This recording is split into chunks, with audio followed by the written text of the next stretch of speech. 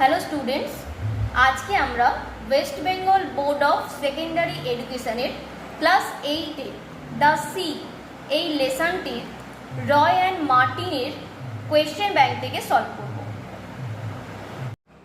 দেখো 207 নম্বর পাতার যে পৃষ্ঠা আছে দ্য সি এই কবিতাটির এই পৃষ্ঠা আমরা সলভ করব। Choose the correct alternative. তো এখানে 3-4টে অপশান দেওয়া আছে, তার মধ্যে যেটা সঠিক সেই উত্তরটি আমাদেরকে টিক দিতে হবে। The sea gnaws with his clashing teeth shaggy jaws both A and B none of this. দেখো প্রথম অপশানে আছে ক্লাশিং টিথ স্যাগি জজ, দ্বিতীয় অপশানে আছে, আর সি এর দাগে দিয়েছে both A and B. Both মানে হচ্ছে উভয়, মানে এ এবং বি এই দুটো উত্তরই হবে, আর নান অফ দিস মানে কোনোটাই নয়। সো এর উত্তর হবে সি এরটা, বোথ এ অ্যান্ড বি। তারপরেরটা দ্য পোয়েট কম্পেয়ার্স, কবি তুলনা করেছেন দ্য সি সমুদ্রকে উইথ এ, কিসের সাথে তুলনা করেছেন?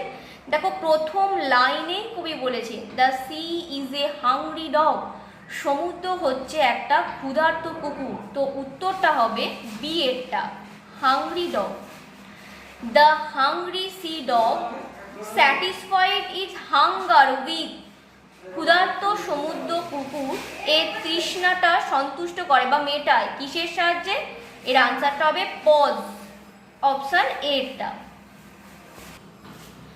বি এর দাগে দেখো answer the following question. What does the phrase greasy paws mean? এই যে গ্রেজি পজ, এই যে ফ্রেজ শব্দগুচ্ছ, এই শব্দগুচ্ছটার মানে কি? কবিতায় এটা কি হিসাবে ব্যবহার করা হয়েছে, এর মানে কি, এটা আমাদের এখানে জানতে চাওয়া হয়েছে। তো উত্তরটা হবে the phrase greasy paws refers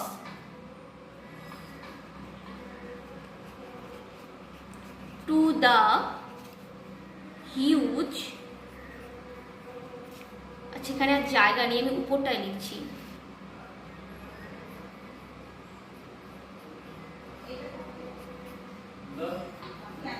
feet of the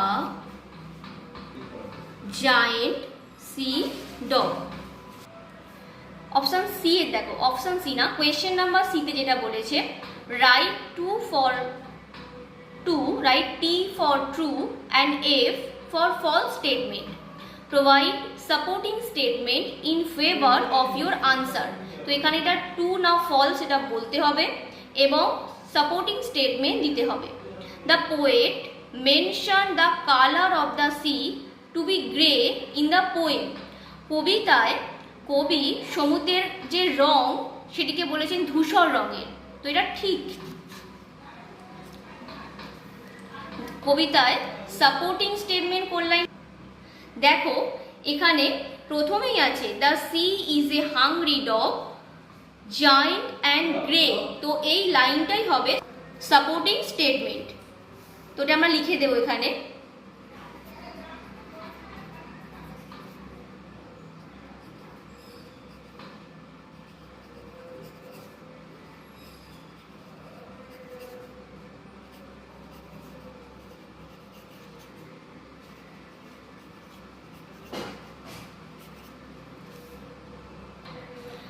দেখো এরপরে 210 নাম্বার পাতার যে পৃষ্ঠা দেওয়া আছে সেই পৃষ্ঠার কোয়েশ্চেন আনসার আমরা সলভ করব। তো টিক দ্য কারেক্ট অল্টারনেটিভ। প্রথমেই দিয়েছে the name of the poet of the given poem, উপরে যে কবিতাটি দেওয়া আছে মানে দ্য সি কবিতাটি, এই কবিতাটির কবির নাম কি? তোমরা সকলেই জানো কবিতাটির কবির নাম James Reeves. He bounce to his fit and sniff when, কখন? এর উত্তরটা হবে যখন রাতের বাতাস গর্জন করে, when the night wind roars, B এরটা হবে answer.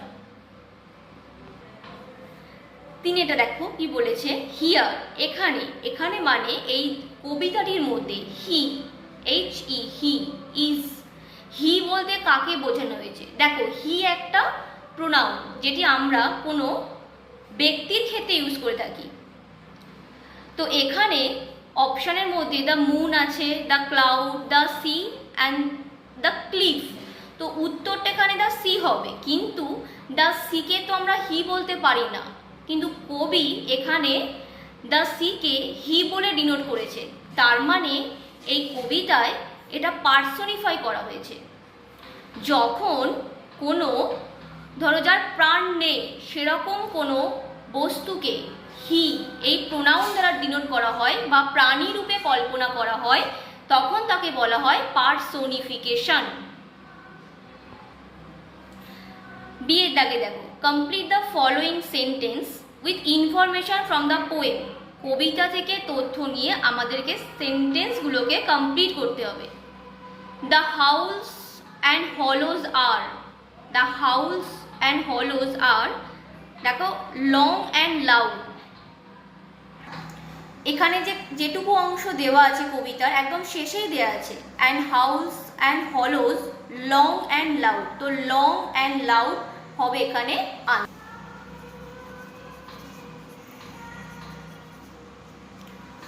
The moon rocks, answer কি হবে? In the stormy cloud.